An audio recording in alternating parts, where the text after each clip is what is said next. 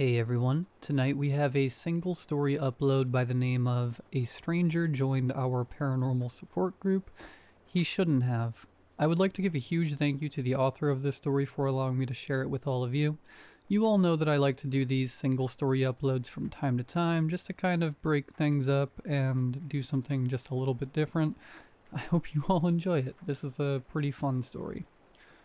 If you do enjoy, please be sure to drop a like rating. Let's see if we can reach, I don't know, let's just drop a like if you do enjoy. I don't want to set a like goal.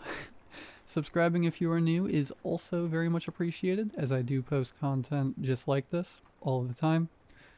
Sit back, do whatever it is that you do to relax. There will not be any mid-roll ads in this video aside from the one right after this intro.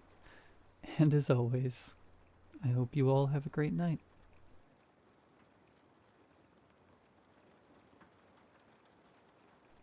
I ignored the dead woman standing behind Pete. Well, tried to. I'd gotten pretty good at not looking at her, but not listening was another matter. Drip, drip, drip. Was it blood that perpetually rolled down her fingers, or something worse? No way of knowing without looking. My eyes burned with the temptation to take a peek. Just a quick one. Surely it wouldn't do any. I blinked hard and focused on what Pete was saying. No Shirley tonight? Kids have come down with the flu. I volunteered for setup duty. I gestured down the corridor. Shall we? I led the way, careful to keep my eyes away from windows, shiny doorknobs, unexpected puddles, anything that might cast a reflection. When we reached our room, I paused, casting Pete a sidelong look. Do you want to? He knew the drill. No setting foot in the room. Not yet. With exaggerated casualness, he leaned against the wall and fixed his eyes on the ceiling, while I opened the door and hurried inside. I fumbled the key into the storage cupboard lock and found what I needed within easy reach. Thank God for Shirley's organizational skills. All but sprinting back to the door, I uncorked the jar and drew a thick line of salt just inside the threshold. I caught the briefest glimpse of bare feet, bloated. The corpse-white flesh shot through the blue. Dark, viscous liquid pooled around the rotting toes. Then Pete stepped over the salt and walked briskly to the storage cupboard, closing the door behind him with a firm click. That left me to deal with the blinds. It wasn't Pete's fault. It wouldn't be fair to expect him to do it. No amount of logic prevented the wave of resentment I felt as I wrestled with the ever-tangling cords, jaw clenched, waiting to hear. Tap, tap, tap. My mouth went dry. Just to my right, on the other side of the glass, was a glob of black ooze. And was that a fingernail? It's no wonder the cleaners hate us. The words erupted from my lips before I could stop them, followed by a giggle that sounded more like a shriek. Acknowledgement. Bad idea. But it broke the heavy silence of the room, cleared my head long enough for me to win the battle with the blinds. With the outside world at last shut out, I allowed myself a moment, just long enough for my hands to stop trembling. By the time I made it back to the storage cupboard, I'd managed to plaster a smile onto my face. Pete had already retrieved his talisman. He sat cross-legged on the floor, gripping the dog-eared book so tightly his knuckles had turned white. When he heard the door open, he looked up expectantly. All clear, I confirmed. Rough week? I bit my tongue on the question as he scrambled to his feet. It seemed rude not to ask, particularly when the circles under his eyes were so much darker than usual. But now was not the time. Our first and most important rule made that clear. We dragged the chains out in silence and set them in a circle in the middle of a room. Pete retrieved 5 thick white candles, one for each of us, and positioned them next to the chairs, while I retrieved the Book of Talismans. At the bottom was a jumble of metal tokens, symbols of a dozen different faiths. They were a hangover from the early days, when it was just me and Shirley, fumbling our way through the darkness. None of our eventual regulars turned out to be particularly religious, not even Stefan, our formal man of the cloth. We all preferred something a little more personal, a teddy bear worn nearly threadbare, a near full bottle of whiskey, a dog's rubber bone, imprinted with the tooth marks of its former owner. I dug out mine, a key ring bearing a photo of a seaside town, and pocketed it. The cat tree was too cumbersome for either of us to manage alone, so we wrestled that into position together before parting again to finish up. Pete conducted a thorough search of the room, rifling through every drawer and dropping to his knees to crawl beneath tables. We weren't the only ones to use this room. A compact mirror, misplaced by the Knitting for Anxiety group, could prove disastrous. While he did his rounds, I set out the laminated rule cards. By now, I knew them by heart, but I scanned through them nonetheless. As Shirley often told us, taking a couple of minutes to refresh our memories could save us a lifetime of suffering. 1. Discussion must not begin until all protective measures are in place. 2. Any members with followers must not enter the room until the salt line has been drawn. 3. Cover any reflective surfaces. 4. Once the candles are lit, no one can leave until they have burned out. 5. Don't be a dick. Everyone's stories are valid, even if they don't match your own. 6. Listen when someone is talking. You'll have your own turn to speak. 7. Keep an eye on Ed. Daphne breezed in just as we finished, wearing her favorite fluffy pink jumper and carrying an enormous tin of biscuits. She gave Pete an assessing look before thrusting the tin into his arms. "You're looking too thin. Eat," she ordered. She gave me a quick hug before scooping the teddy bear out of the talisman box, holding it in her lap as she plopped into one of the seats. Mary came next, scowling and sporting a livid black eye. Daphne made a little squeak of dismay. "You poor love, what happened?" She caught herself, clapping a hand over her mouth and staring wide-eyed around the rest of us. "Don't worry," Mary reassured her. "The fist that did this was human." "Who'd be daft enough to take a swing at you?" I asked, incredulous. Short she might be, but when Mary wasn't running the pub, she was pitching in at her brother's farm. Between hauling barrels and bales, her arms might as well have been made of steel. Punter who'd had a few too many. She plucked the dog toy from the box, clenching her fist around it. The squeaker had long since died, but it emitted a sad puff of air. "He's barred now." "Just barred?" I raised my eyebrows. The corners of her lips twitched. Maybe a bit bruised, too. Stefan arrived last, a few minutes after our designated start time. Sorry," he panted as he wrestled the yowling carrier through the door. He did not want to cooperate tonight. He placed the carrier on the floor with a thud, opened the door, and beat a hasty retreat. Ed stalked out, tail twitching in irritation. He turned his baleful green eyes on Stefan, who held up his hands in surrender.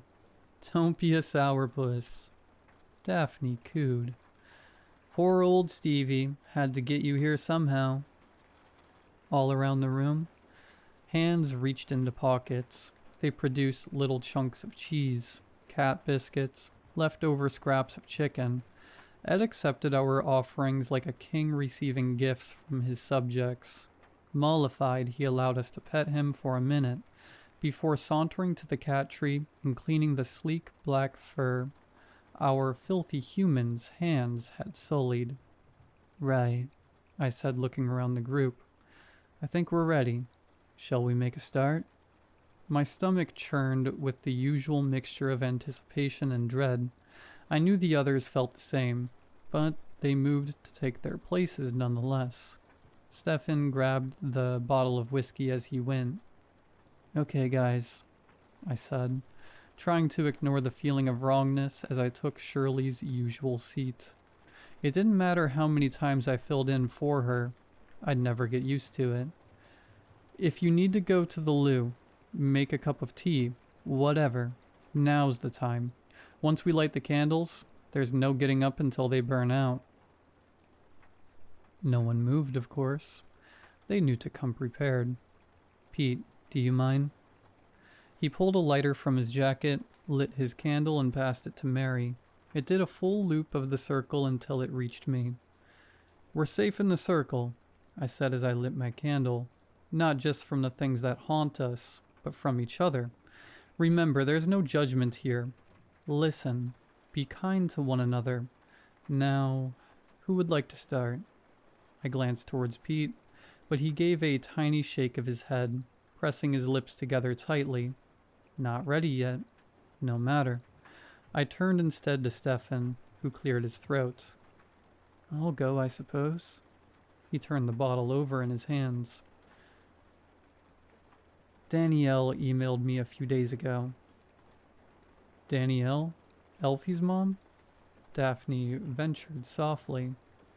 The very same. She always gets in touch this time of year. Lets me know how he's getting on. History's his favorite subject. He'll be studying it at uni in a couple of years. Thanks to you, said Mary. You gave him that chance. Pete, thumbing the edges of his book, added, You gave a lot of people chances. Stefan nodded. It's nice to hear about it. The life he might otherwise not have had. Nice to be reminded it's been another year since I chucked this in. He glanced down at the bottle, his grip tightening around its neck. But it's also a reminder that I'm not myself anymore. That I never will be again. His candle flickered, and for a moment his shadow was not his own. It loomed on the wall behind him, its fingers growing, sharpening to points. The air grew heavy around us. Breathing was no longer an unthinking, natural process. It required conscious, painstaking efforts. Behind me on that cat tree, Ed let out a low growl. I glanced at the others in turn. Mary stared straight at Stefan, jaw clenched tight. Daphne held her teddy bear close to her chest. The circles under Pete's eyes looked darker than ever. Twisting a little in my chair, slowly forcing myself to act as though I hadn't a care in the world, I looked over at Ed. He stared unblinking at the wall behind Stefan, tail snapping from side to side. Perhaps. Stefan's voice emerged a deep rasp. We should move on to someone else. Good idea. Through sheer force of will, I managed to keep my voice light. Sounds like you need a strepsil, mate. Mary snorted. Daphne looked at her like she'd lost her mind, then let out her own small giggle. Even Pete managed a smile. The oppressive feeling vanished as quickly as it had come. Ed resumed licking his paws.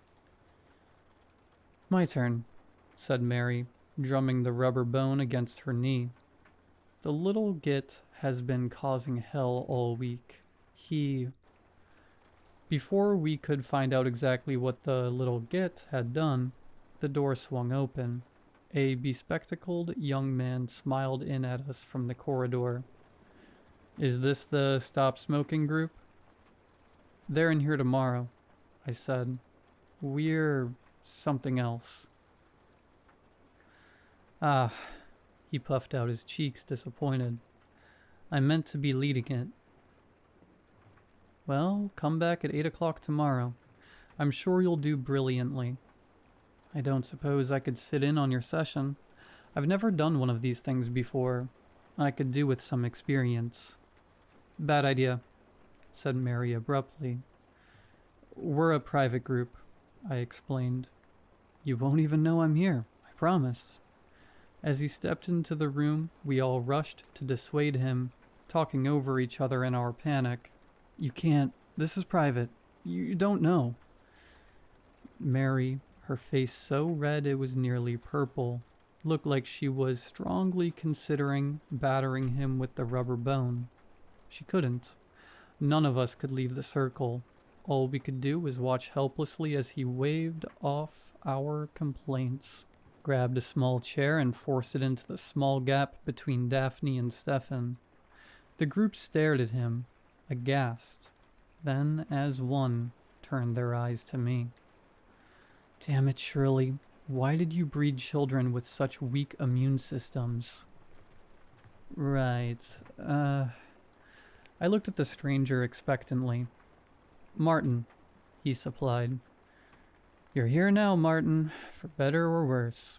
We have strict rules, and we expect you to follow them. Of course. I wouldn't dream of disrespecting your group. I bit my tongue down on the comment that barging in uninvited had done just that, and instead said, the most important one is you're now here until the end of the session. No getting up to go to the loo. No smoke breaks. No fear there, he cut in, beaming at me. I smiled weakly back at him. Secondly, we respect each other here.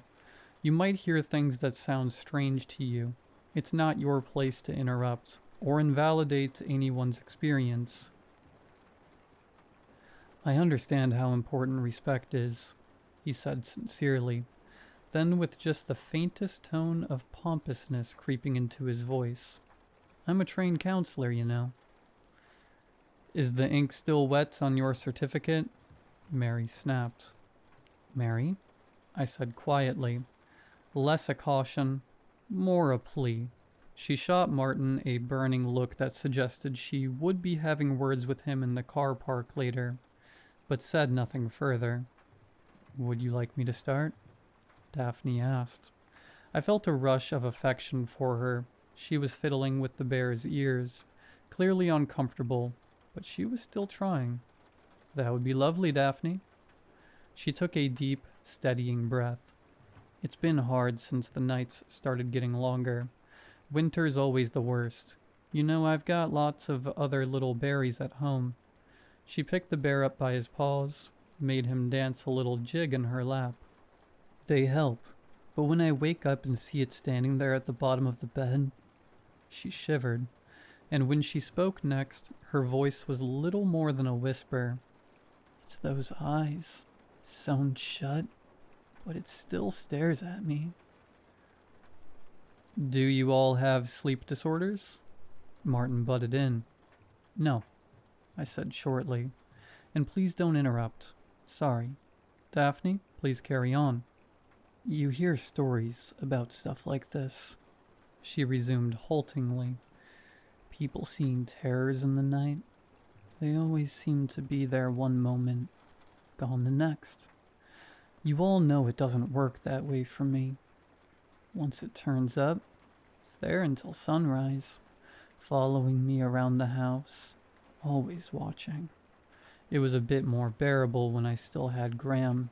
He used to sit up and watch films with me, hold my hand on the sofa. Her eyes were sparkling now. In the early days, anyway. By the end? I saw Mary's hands tighten around the bone. I knew how she felt.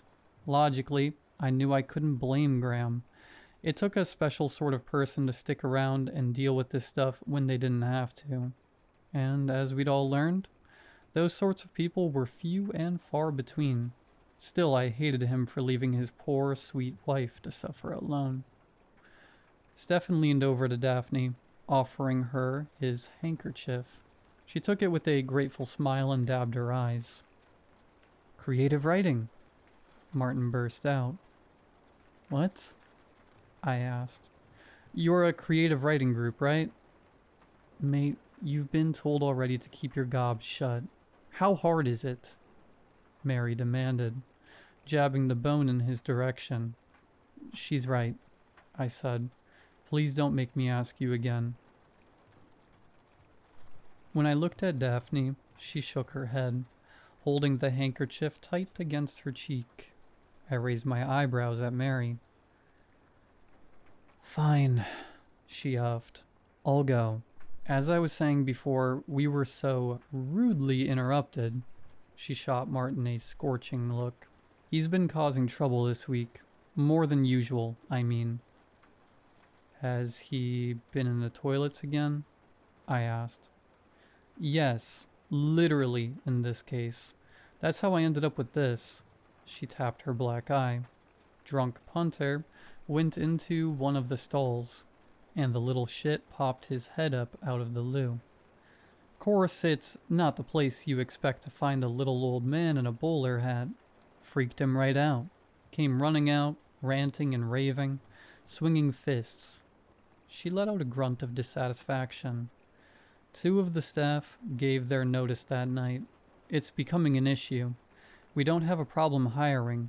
They hear the pub's haunted and think they might get a little laugh, a little scare, but the moment it inconveniences them. Wait, Martin interrupted.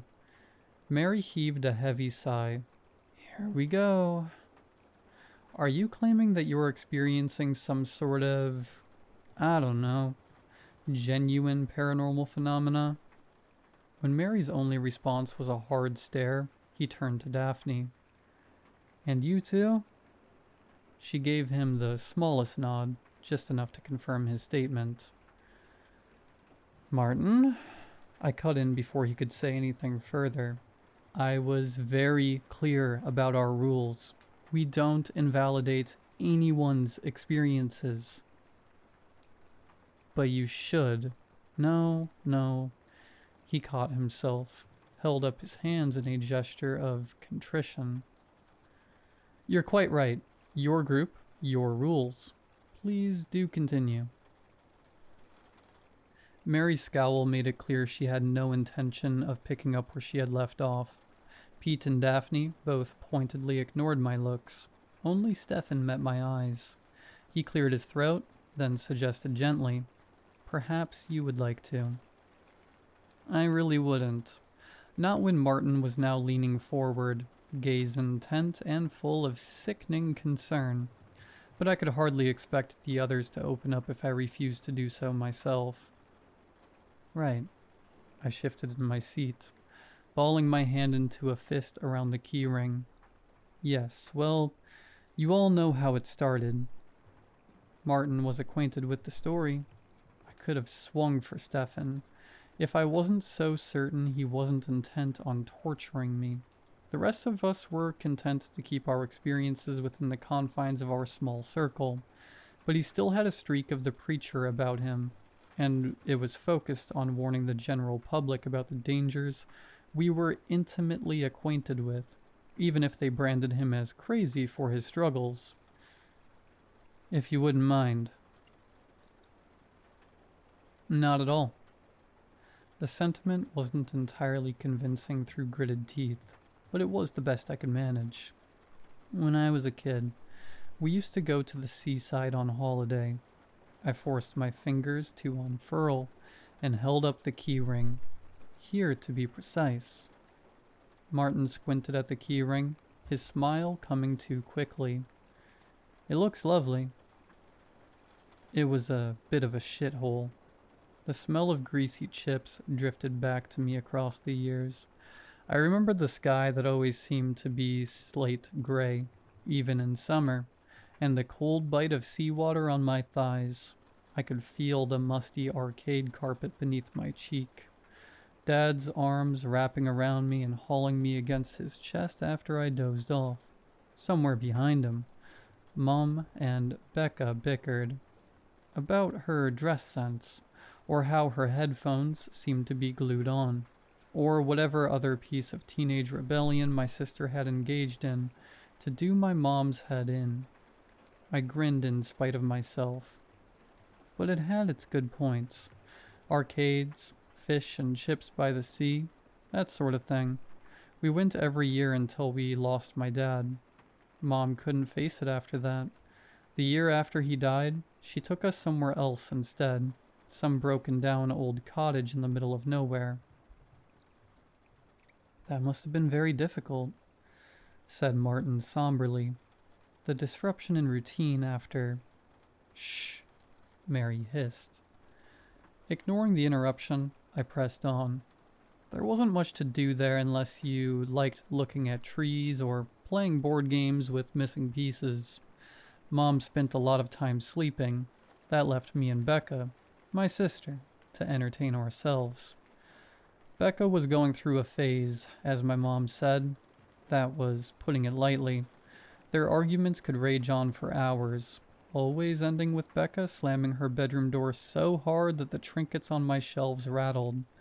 They were constantly at each other's throats.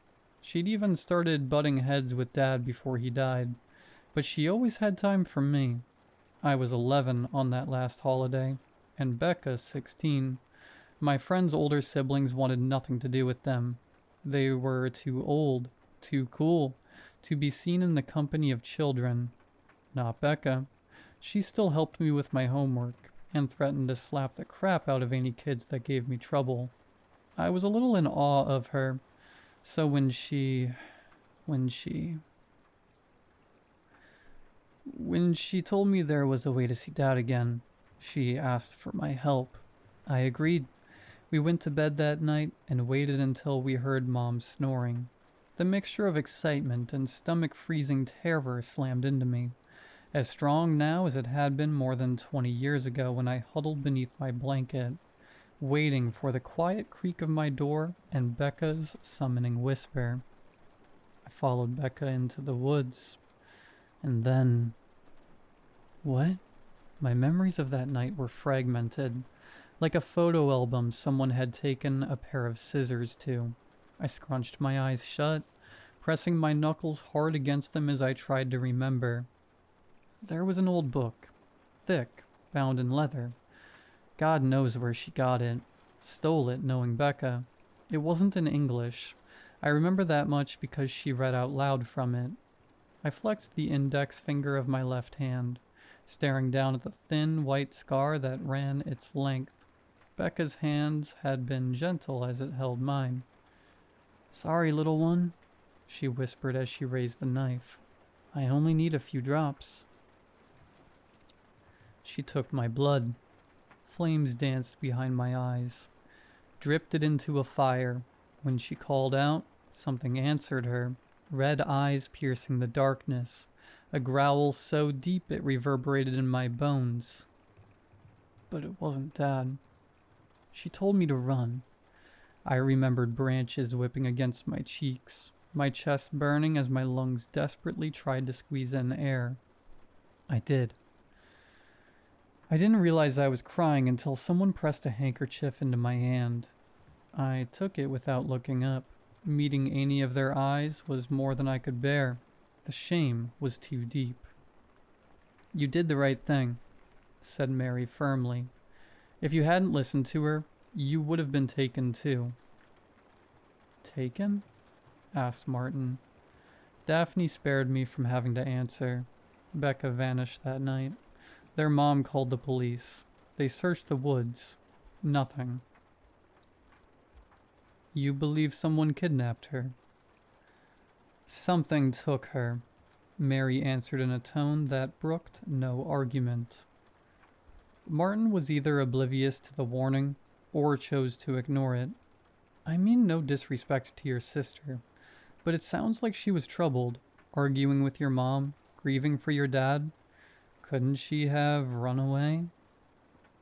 "You seem to be under a misapprehension," said Stefan. "Namely, that this was an isolated incident. It wasn't. We have all caught glimpses of this beast. For the 1000th time, I sent up a silent prayer of thanks for my friends. The first time it had returned, 1 year to the day after the night Becca led me into the woods. I was alone. I lay frozen in bed as its red eyes pierced me through the darkness, quaking each time it let out another growl. Staring into its terrible eyes nearly cost me my sanity, but I didn't dare look away, barely dared to blink, certain it would pounce if I gave it an opening. I'd weathered the next few anniversaries in my mom's bed, clinging to her arm as she slept the deep sleep of the medicated. When I left home, I took to spending those nights in churches. Finally, I found a group of friends willing to sit in vigil with me. Martin made to rise from his chair and was immediately greeted by a chorus of "No" from all sides. Blanching, he dropped back down. Instead, he sought my eyes, his gaze full of sympathy. "I really am sorry for what happened. Losing your dad, then your sister, and at such a young age, but..." He hesitated, fiddling with the cuffs of his jumper before seeming to come to a decision. "Monsters, like the thing you're talking about, don't exist. You know that, right?" I took a deep breath and did my very best to keep my tone level as I replied. "How do you explain it then?" "Grief, trauma. They can do strange things to a person." "And the fact that we have all seen it too?" asked Stefan. Martin swiveled in his seat to face him. "Group delusions and hallucinations are documented phenomena, particularly in tight-knit groups that share a belief system." Mary scoffed, opened her mouth to retort, but before she could, tap, tap, tap. We all froze except for Martin. I was vaguely aware that he was still laying out theories, building up steam, but my focus was entirely on the tapping coming from the other side of the window. I knew better than to look, but I couldn't help but listen. The others, the members, had paled. Pete's face had little more color than a cadaver. Across the room, a deep rumble was building in Ed's throat. What do I do? Shirley would know. Damn it. I looked from face to face and saw my own panic reflected there. Stefan rescued us. "Young man, I appreciate you've heard things that are contrary to your worldview." There was an undeniable tremor in his voice, but he pressed on. "It's difficult. I understand that. It does not excuse your unconscionable rudeness. We ask only for respect. You have failed to give that to us." "I don't mean any disrespect." Martin pressed an earnest hand to his heart. "But there is no such thing as ghosts, and goblins, and things that go bump in the night. Such beliefs stem from illness." Tap. Ed began to growl properly now, a low, guttural sound that rose up to fill the gaps in the room. Mary opened her mouth, but Stefan held up a finger to forestall her. "In some cases, that's true. Not in others. Certainly not in ours." "There's medication that can help you," Martin insisted. "Therapies."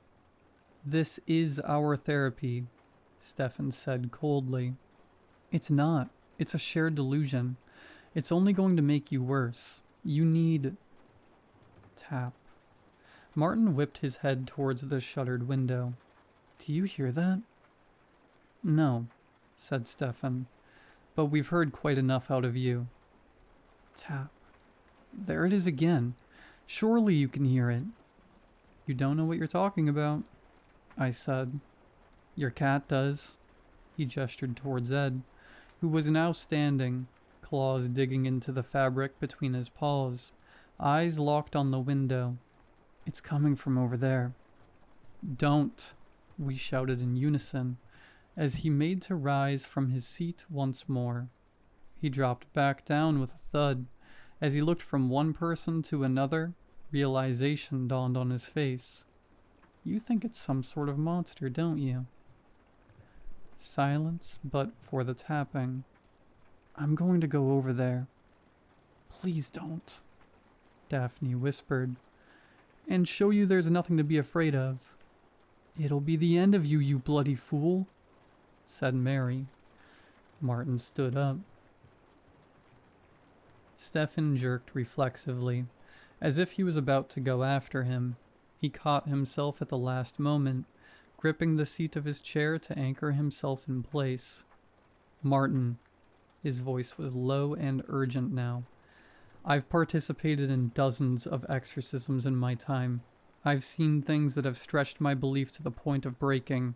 Everything I've seen, all my experience, tells me one thing. If you go over there, you will die." "Why risk it?" said Mary. If there's even the slightest chance he's right, you're gambling with your life. The look Martin gave her was soft and full of pity. If I play along with this delusion, I'm only hurting you. He stepped outside the circle. With every step he took, we pleaded, begging him to come back, to sit in the safety of the circle. When he reached the window and made to raise the blind, Pete wrapped a trembling hand around my wrist and shook his head. I nodded acknowledgement. It's too late, I murmured. And when the others still clamored at Martin, raising my voice to a shout, "It's too late, just don't look." I grabbed Pete's hands on one side and Stefan's on the other, a moment's hesitation, in which their faces cycle through denial, fury, and, finally, helpless resignation, before the others followed suit and joined hands. "How the fuck did this happen?" Mary spat. We turned our eyes to the floor, silence now but for Ed's yowling, and beneath it, the soft click of the window opening. "Hello?" Martin called. Then, "See, there's nothing there. It must have been the branches on the..." Oh. Pete's nails dug into my skin. "Are you okay?" The slightest tremor entered Martin's voice. You look... I think he realized his mistake at the end. There was a clattering, as though he'd tried to jerk back and slam the window shut, only to become tangled in the blinds. I think he tried to scream.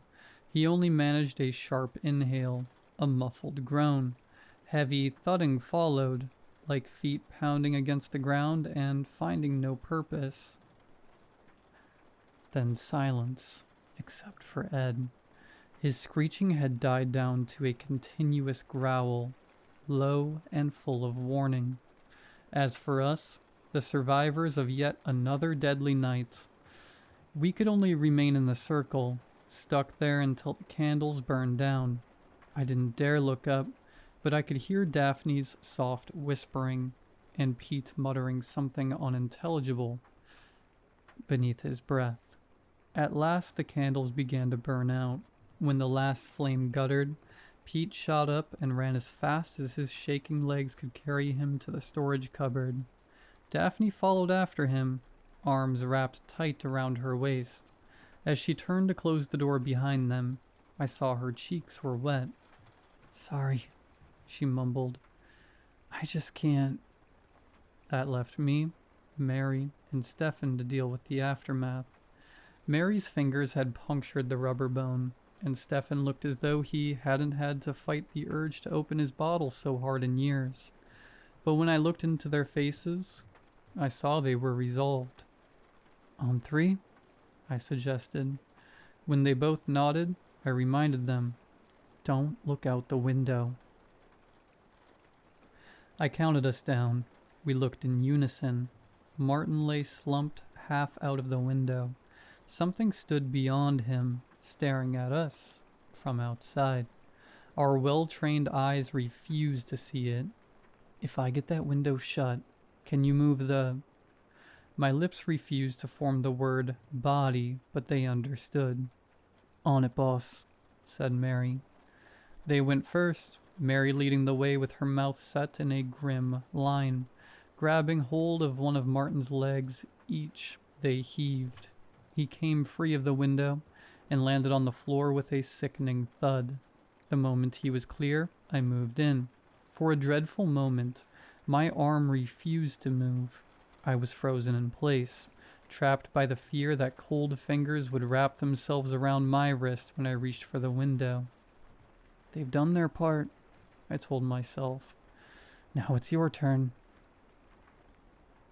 As I reached for the handle, I saw the woman standing outside, still, silent, mere feet away. I allowed my eyes to slip out of focus, giving no sign I had seen her, other than the hammering of my heart, which I was certain filled the whole room. I snatched the window shut, then closed the blinds on her dreadful form. Only then did I allow myself to take a deep breath as I turned to inspect our next problem. The only outward signs of damage were the rivulets of blood that had trickled from Martin's ears, oozing down to stain the shoulders of his jumper. That and his eyes. They were wide and glazed, frozen open by the horror he had witnessed, the last thing he would ever witness. "What are we going to do with him?" said Mary. Her voice clipped. "Do we call the police?" "And tell them what?" I asked. "I don't know," she shrugged. "We could say he collapsed." "And how do we explain that we waited hours before calling for help?" I wrapped my arms around myself, shivering. They'll start poking around into what we do here. Then, next thing you know, we end up locked away in some hospital, finished Mary. "At best," I murmured. "I'll sort it," said Stefan. He was staring at Martin's corpse, face pale and clammy. "That could be dangerous," cautioned Mary. "I can handle it," he said sharply, running a shaking hand over his mouth. I wouldn't have suggested it otherwise. I hesitated. "Do you want company? Or would you prefer if we—" "Privacy is preferable." On the cat tree, Ed had finally fallen silent, but he turned his lamp-like eyes on Stefan, tail twitching. As I ushered Mary to the storage cupboard, Stefan called after us hoarsely, "Draw a salt line, just in case." We slipped inside to where Daphne and Pete were waiting for us, her arm wrapped tightly around his shoulder. They glanced at us, read our grim looks, and looked quickly away again. When I turned to close the door, I caught a glimpse of Stefan, his jaw unhinging, dropping down to his chest, as his teeth sharpened into fangs. He advanced on Martin, his clawed hands grasping. I slammed the door and reached for the salt.